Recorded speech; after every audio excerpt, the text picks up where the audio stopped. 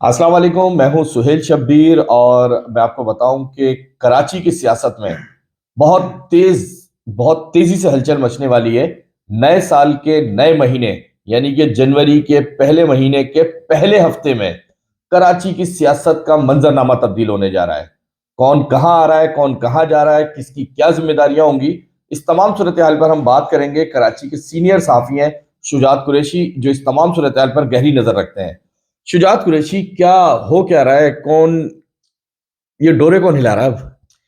देखें, नया साल नई एमक्यूएम। उसमें ना सिर्फ मुस्तफ़ा कमाल होंगे, अनीस कायम खानी भी होंगे, डॉक्टर फारूक सत्तार भी होंगे। और सिर्फ यही नहीं, मुस्तफ़ा कमाल के साथ जो सीधा सीधा लोग हैं, जो अच्छी पोस्टों पर हैं वहाँ पर, वो सारे के सारे भी एमक्यूएम पाकिस्तान में होंगे। ये सब कुछ डिसाइड हो चुका है। इन सब लोगों ने, जो कि एक तरह से हमें सियासी तौर पर दुश्मन नजर आया करते थे, सब ने हाँ कर दिए। कन्वीनर खालिद मुगल सिद्दीकी होंगे, इस पर भी सब अग्री हो चुके हैं। ये डिसाइड हो गया कि सरबराह कौन होगा, क्योंकि इनके अंदर तो सबसे ज्यादा मसला ही इस बात का था कि सरबराही कौन करेगा। जी बिल्कुल। देखें, एक वक्त था कि कन्वीनरशिप पे बड़े फड्डे हुए और अदालतों में मामला चला गया। तो ये सब कुछ डिसाइड हो चुका है, सब ने अग्री कर लिया एक जगह बैठकर।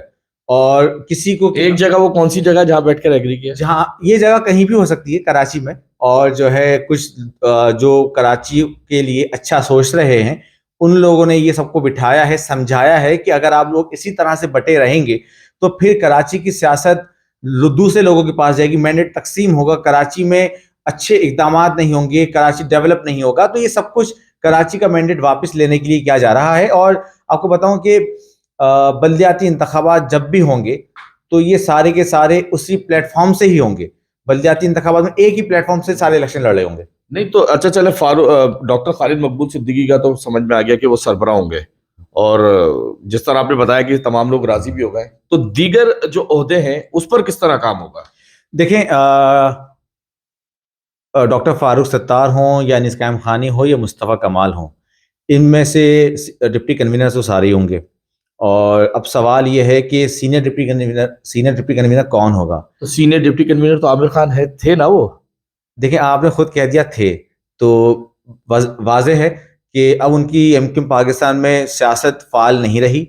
अब वो इतना एक्टिव नहीं है एमक्यूएम पाकिस्तान में, और अब वो ज़्यादातर दुबई में मुकीम रहते हैं अपने कारोबार के सिलसिले में या निजी मसरूफियात की वजह तो से। ये आमिर खान की फिर जिम्मेदारियां कौन अदा करेगा? देखिए, आमिर खान की जिम्मेदारी आमिर खान जैसा ही कोई बंदा अदा करेगा, वो है अनीस कायम खानी। क्योंकि आमिर खान तंजीमी मामला देखा करते थे, उन्हें इससे भी हटा दिया गया था, अब उनको इंटीरियर सिंध की जिम्मेदारियां दे दी गई थी। तो ज़रा ये बताते हैं कि अनीस कायम खानी जो है, वो जो है तंजीमी मामला देखेंगे। और ये अब जो है, ये तो डिसाइड हो चुका है कि सारे एक प्लेटफॉर्म पे जमा होंगे, लेकिन किस दिन होंगे, किस तरह से होंगे, इस पर मुशावरत जारी है। ज़रा ये बताते हैं कि मुख्तलिफ ऑप्शंस पे गौर किया जा रहा है कि आया एक जनरल वक़्त इजलास बुलाया जाए जिसमें सबको जो है जिनका वार्म वेलकम किया जाए, या फिर एक मुश्तरका प्रेस कॉन्फ्रेंस हो, या फिर कोई डेलीगेशन जाए इन लोगों के पास, चाहे वो पीएसपी हो या फिर फारूक सत्तार हो, उन्हें बाज़ाब्ता तौर पर दावत दे, उसके बाद फिर ये लोग यहाँ पर आएँ।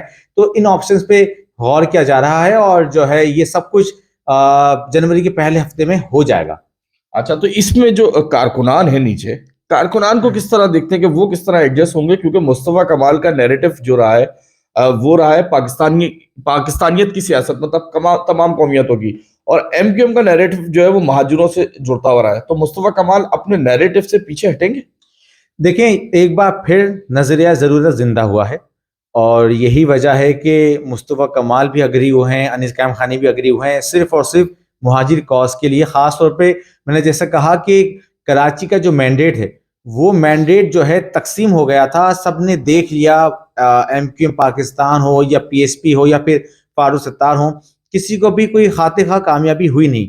240 के इलेक्शन की अगर बात की जाए तो एमक्यूएम पाकिस्तान वहां से 65 वोट के मार्जिन से जीती थी, वो भी टीएलपी से। फिर नहीं, मैं ये तो ठीक है, इलेक्शन सबने देखे और सबकी कारकर्दगी भी सबने देख ली। असल जो सवाल उठ रहा है वो ये है कि जो एमक्यूएम बहादराबाद है, उसके अंदर आज भी ऐसे लोग मौजूद हैं जो अल्ताफ हुसैन के लिए सॉफ्ट कॉर्नर रखते हैं।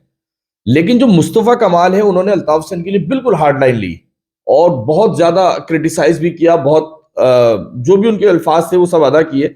तो ये एक दूसरे को किस तरह एडजस्ट करेंगे, ये है असल मसला। देखें, ये बहुत बड़ा इशू है और इस पे डिबेट हो रही है, बाकायदा तौर पर मुशावरत हो रही है किस तरह से किसको कहाँ एडजस्ट किया जाएगा। और इन्हीं तमाम सवालात को देखते हुए हम ये समझते हैं कि कंपनी नहीं चलेगी, और जब ये कंपनी नहीं चलेगी तो आपको पता है फिर कंपनी एक दूसरी इंपोर्ट की जाएगी। मतलब फिर आप बोलते हैं कि वो लंदन वाली कंपनी जो है वो ऑन होगी। देखें, यही बातें गर्दिश कर रही हैं कि अगर ये फार्मूला भी फ्लॉप हुआ तो अल्टीमेटली फिर वही फार्मूला रह जाता है, क्योंकि कराची में कोई भी यूनाइट नहीं कर पा रहा है कराची वालों को। अगर इन लोगों ने भी कराची वालों को यूनाइट नहीं कर सके, उनका मैंडेट हासिल नहीं कर सके, एतमाद का वोट नहीं जीत सके, तो फिर लोग वहीं देखेंगे, वो देख रहे हैं। देखिए, ये बात तो आपकी दुरुस्त है कि लोग बहुत तेजी से लंदन की तरफ देख रहे हैं और लंदन की एक्टिविटी भी बहुत ज्यादा शुरू हो चुकी है। जो हम देख रहे हैं सोशल मीडिया पर हो या फिर सड़कों पर हो या उनकी इंटरनल मीटिंग्स हो, उसके अंदर बहुत खुलकर अब नाम भी लिया जा रहा है और उनको खुलकर जो है वो वेलकम करने की कोशिशें भी हो रही हैं। लेकिन इसमें एक चीज जो आ रही है वो है, क्योंकि जो चीजें हैं वो सबको एडमिट करनी चाहिए कि जो नैरेटिव अल्ताफ हुसैन ने 22 अगस्त को दिया था, उसके बाद उनकी एक्सेप्टेंस हो सकती है। देखें, ये तो वक्त बताएगा, अभी कहना कबल वक्त होगा।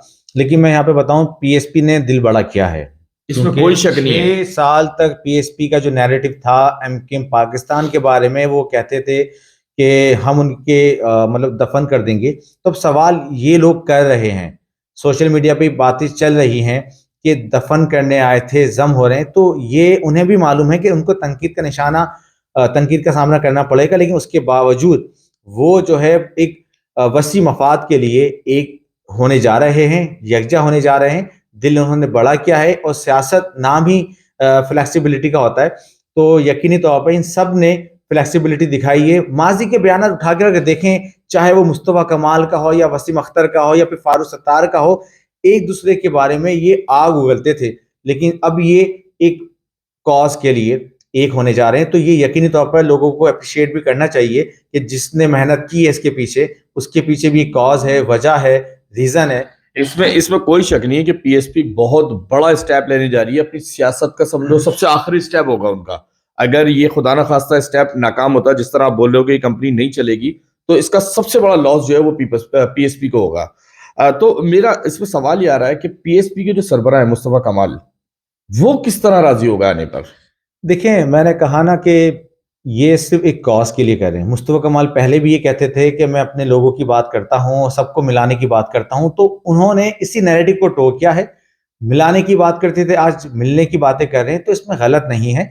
और सबसे बड़ा इशू जो आएगा ना मुस्तफा कमाल से ज्यादा, वो ये आएगा कि जो मुस्तफा कमाल पीएसपी के जो लोग थे और जो एमक्यूएम के जो लोग हैं, क्या वो एक साथ काम कर सकेंगे?